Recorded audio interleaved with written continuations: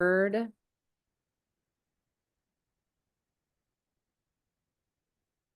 Okay, and then I'm going to mute my side. So whenever you are ready, you can go ahead and start. Okay, so Stan Urban was my husband of 42 years. He loved cars his entire life, and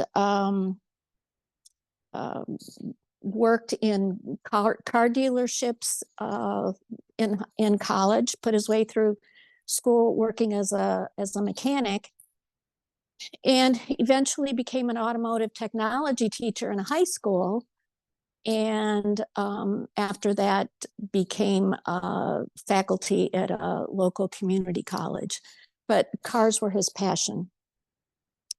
And his exposure obviously came from using asbestos products during the course of his work. And he tried to take what precautions he could when PPE was available for him, but that wasn't always the case. And in 2012, at Christmas, he had some shortness of breath and was having some chest pain. And I thought he was having a heart attack. And so I took him to our local emergency room, and there they did a CAT scan of his chest, and they came back and told us that he had blood clots in both lungs. He had bilateral pulmonary embolisms. Well, as a mid-level healthcare provider, I knew there was no reason for him to have pulmonary embolisms. But he was admitted to the hospital, to a critical care unit, and was on bed rest. And during the course of our stay there, as different specialists would come in to see him, I noticed a common theme in their questioning in terms of what he did for a living, what his exposure could have been to asbestos or asbestos type products. And so I knew in the back of my mind that that's what they were looking for. They were looking for mesothelioma. And then the first week in January, he was formally diagnosed. And it was just like a punch to our gut. And it's affected our family in that our children knew that they were going to lose their father. I knew I was going to lose my husband.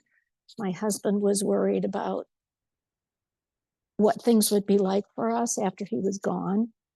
And we tried not to be defined by the cancer, but we tried to respect it and treat it appropriately. I somehow got in touch with the wonderful people at Shrader. I can't tell you how, but they took up the fight for us so that while Stan was getting treatment, while he was getting chemotherapy, we didn't have to worry about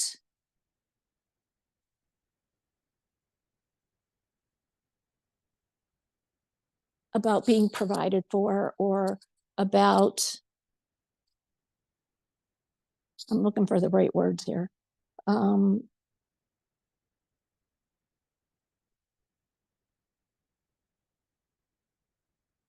They just took up our fight for us so that we could concentrate on him being as healthy as he possibly could for as long as he could. Once we had the diagnosis and had met with several oncologists, we knew that this was not something that was curable, but that it was treatable. And without the support of Allison and Ross and all the other, Tom Hart, all the other attorneys there, it would have made what was a horrible experience just that much worse. So for that, we are forever grateful.